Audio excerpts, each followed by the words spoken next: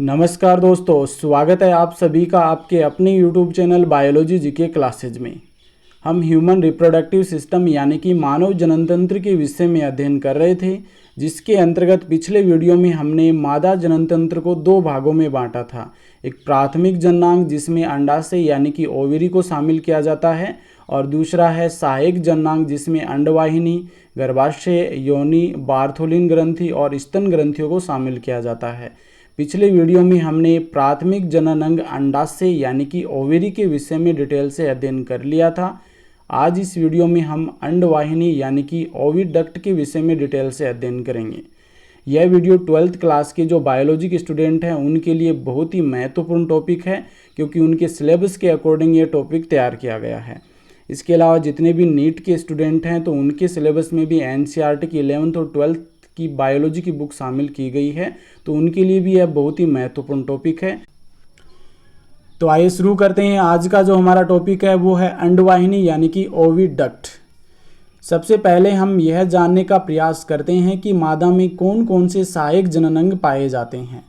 इसके अंतर्गत हम बात करें तो पहला इसमें सहायक जननांग आता है ओविडक्ट यानी कि अंडवाहिनी, दूसरा है यूटेरस यानी गर्भाशय, तीसरा है वेजाइना यानी योनि, चौथा है युल्वा यानी भग, पांचवा है बार्थोलिन ग्रंथियां, और अंतिम सहायक जननांग के रूप में हम स्तन ग्रंथियां यानी कि मेमरी ग्लैंड्स को शामिल किया जाता है। इस प्रकार से ये सभी मादा में सहायक जननांग के रूप में पाए जाते हैं। जो हमारा पहला सहायक जननांग आता है ओविडक्ट यानी कि अंडवाहिनी, तो आज इस वीडियो में हम अंडवाहिनी के विषय में डिटेल से अध्ययन करेंगे। नेक्स्ट हम बात करते हैं कि अंडवाहिनी को और अन्य किन किन नामों से जाना जाता है। तो अंडवाहिनी को डिंबवाहिनी, फेलोपियन नलिका, गर्भाशय नलिका आदि उपनामों के नाम से भी जाना जाता है। अब एक चित्र के द्वारा हम इसे समझने का प्रयास करते हैं कि फेलोपियन नलिका यानी कि अंडवाहिनी क्या होती है। देखो यहाँ पर आपको एक अंडाकार संरचना नजर आ रही है, इसे हम कहते हैं अंडाशय, जिसके विषय में हमने पिछले वीडियो में डिटेल से अध्ययन कर लिया है। इसी अंडाशय के आगे से एक नलिकाकार संरचना निकलती है जो आगे जाकर के गर्भाशय में खुलती है। इस नलिकाकार संरचना को हम अंडवाहिनी कहते हैं, जो कि लगभग 12 सेंटीमीटर लंबी होती है। इसके बाद में आगे का ये चौड़ा भाग कहलाता है गर्भाशय, और गर्भाशय आगे एक नलिकाकार भाग के रूप में खुलता है जिसे योनि कहा जाता है। मनुष्य मादा में हम बात करें तो एक जोड़ी अंडवाहिनी पाई जाती हैं।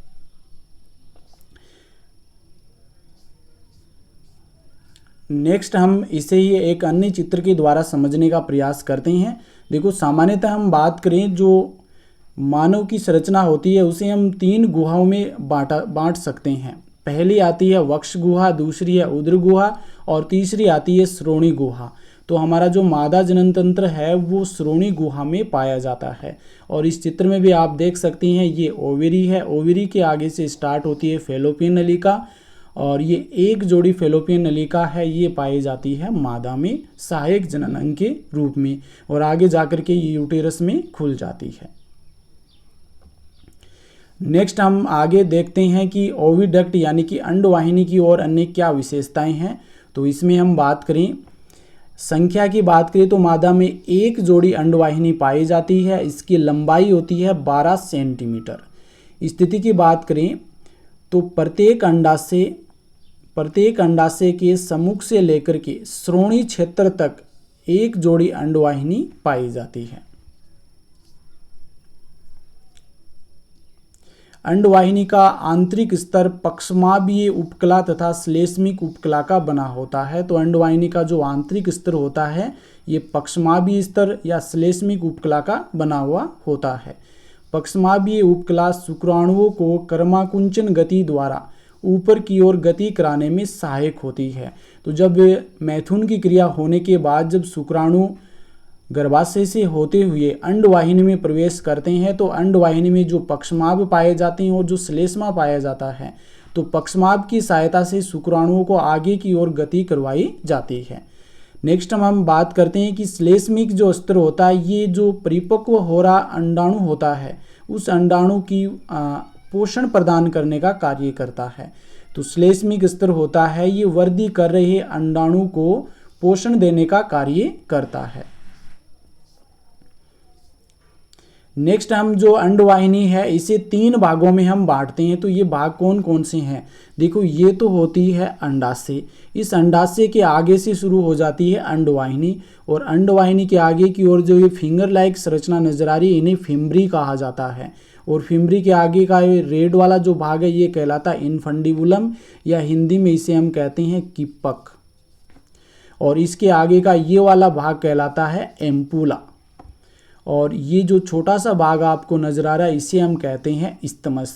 देखो, यहाँ से जब शुक्राणु आता है तो यहाँ से होता हुआ इस वाले भाग में आ जाता है, और इस भाग में यहाँ पर अंडाणु जब निकलता है तो इस फिम्बरी के द्वारा क्या करता है, ग्रहण कर लिया जाता है। और यहाँ पर आने के बाद एम्पुला का जो प्रारंभिक भाग है उसी भाग में निषेचन की क्रिया संपन्न होती है। तो अंडवाहिनी के 3 भाग होते हैं, इनफंडिबुलम, और फिर पीछे का भाग होता है एम्पुला, और फिर लास्ट जो गर्भाशय से जुड़ा हुआ भाग होता है उसे हम कहते हैं इस्तमस कहते हैं। नेक्स्ट देखो, यहाँ पर भी समझने का प्रयास कीजिएगा क्योंकि ये बहुत ही महत्वपूर्ण है। यहाँ पर हम देख सकते हैं कि ओवरी से अंडाणु निकला, यहाँ पर अंडाणु आ गया।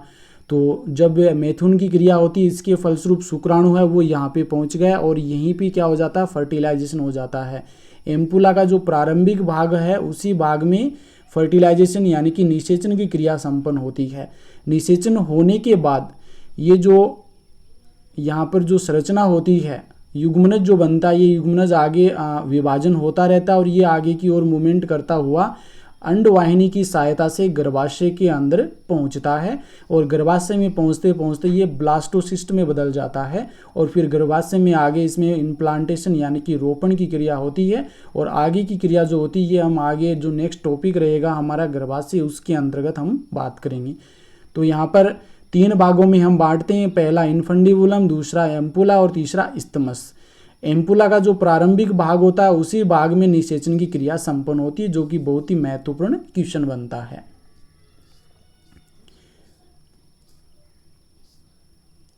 नेक्स्ट हम बात करते हैं अंडवाहिनी का अंडाशय की ओर प्रारंभिक भाग कीपनुमा होता है। ये अभी हमने चित्र के द्वारा समझा था, और इस भाग को हम कहते हैं कीपक यानी कि इनफंडिबुलम कहते हैं। इनफंडिबुलम का मुख ओस्टियम कहलाता है। तो इनफंडिबुलम का आगे वाला जो फिम्बरी पाई जाती है आगे की ओर, ये जो भाग होता है, ये जो छिद्र होता है, ये कहलाता है ओस्टियम कहलाता है, जिस पर धागे के समान संरचनाएं पाई जाती है। इन संरचनाओं को फिम्बरी कहते हैं, जो कि अंडोत्सर्ग के पश्चात अंडे को ओस्टियम के भीतर की ओर आकर्षित करने या धकेलने का कार्य करती है। तो जो प्रारंभिक भाग होता है अंडवाहिनी का वो कहलाता है इनफंडिबुलम, और इनफंडिबुलम का जो मुख होता है वो ओस्टियम कहलाता है। ओस्टियम के मुख पर कुछ धागेनुमा संरचनाएं पाई जाती हैं, इन संरचनाओं को फिम्बरी कहते हैं। और ये फिम्बरी अंडोत्सर्ग की क्रिया के समय अंडे को अंदर की ओर यानी कि ओस्टियम की अंदर की ओर धकेलने का कार्य करती हैं। अंडवाहिनी की संरचना की हम बात करें तो इसके अंतर्गत इनफंडिबुलम का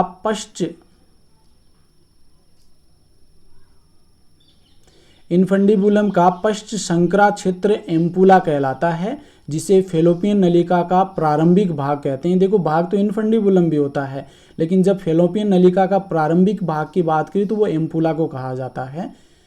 यह पतला भाग होता है, और इसी भाग में निषेचन की क्रिया संपन्न होती है, यानी कि इधर से गर्भाशय से इस्तमस से होता हुआ शुक्राणु आता है, और इधर जब अंडाणु होता है, इन दोनों में निषेचन की क्रिया संपन्न होती है। और ये निषेचन की जो क्रिया होती है ये एम्पुला वाले भाग में होती है, फेलोपियन नलिका के। पक्षियों में निषेचन की क्रिया अंडवाहिनी के इस्तमस वाले भाग में संपन्न होती है। तो वेरी वेरी इंपॉर्टेंट 2 क्वेश्चन यहाँ पर इंपॉर्टेंट बनते हैं।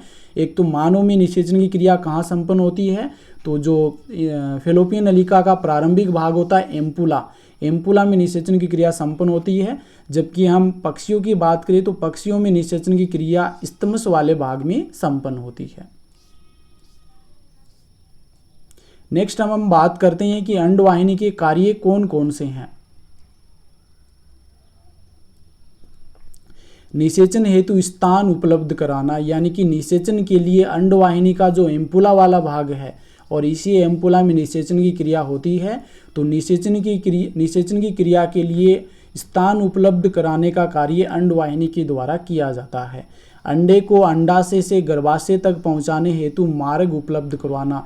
तो पीछे हमने चित्र में देखा था कि अंडाशय से आगे की ओर अंडवाहिनी शुरू हो जाती है और ये आगे जाकर के गर्भाशय में खुलती है, और आगे का जो गर्भाशय में भ्रूण बनने के बाद जो पूरा जो परिवर्धन होता है वो गर्भाशय में होता है, और इसके लिए अंडाणु का गर्भाशय में पहुंचना आवश्यक होता है, और इस कार्य को अंडवाहिनी के द्वारा किया जाता है। और अंडवाहिनी जो होती है ये अंडाणु को ग्रहण करती है, ग्रहण करने के बाद इसे गर्भाशय तक पहुंचाने का कार्य करती है। अंडे के चारों तरफ तृतीयक अंड कला का श्रावण करना। जो अंडा होता है जब अंडोत्सर्ग की क्रिया के फलस्वरूप निकलता है तो अंडे के चारों ओर तृतीयक झिल्ली का निर्माण वो अंडवाहिनी के द्वारा किया जाता है। तो ये इम्पोर्टेंट कार्य भी अंडवाहिनी के द्वारा किया जाता है। देखो नेक्स्ट हम बात करें तो आज हमने अंडवाहिनी के विषय में डिटेल से अध्ययन किया है। तो यहाँ पर देखो हम एक बार इसको संरचना के द्वारा समझने का प्रयास करते हैं।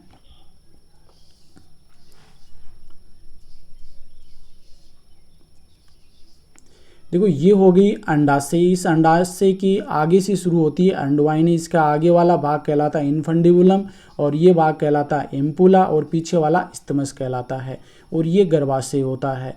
तो इससे जब अंडाणु निकलता है तो ये जो कीपक के यानी कि इन्फंडिबुलम के आगे की ओर कुछ धागेनुमा संरचनाएं पाई जाती है जिन्हें हम क्या कहते हैं, फिम्बरी कहते हैं। ये फिम्बरी इस अंडाणु को अंदर की ओर धकेलने का कार्य करती है, और इधर से गर्भाशय से होता हुआ यहाँ पर शुक्राणु आ जाता है, और ये अंडाणु और शुक्राणु दोनों में निषेचन की क्रिया होती है, और निषेचन की क्रिया कहाँ होती है, एम्पुला में संपन्न होती है। निषेचन होने के बाद यहाँ से इस अंडाणु वाले भाग को गर्भाशय तक पहुँचाने का कार्य भी किसके द्वारा किया जाता है, अंडवाहिनी के द्वारा किया जाता है। और इस प्रकार से हमने जो हमारा पहला सहायक जनन अंग आता है अंडवाहिनी यानी कि ओविडक्ट के विषय में डिटेल से अध्ययन कर लिया है। यदि आपको यह वीडियो अच्छा लगा है तो वीडियो को लाइक कीजिए, अधिक से अधिक शेयर कीजिए और मेरे चैनल को सब्सक्राइब कीजिए। धन्यवाद।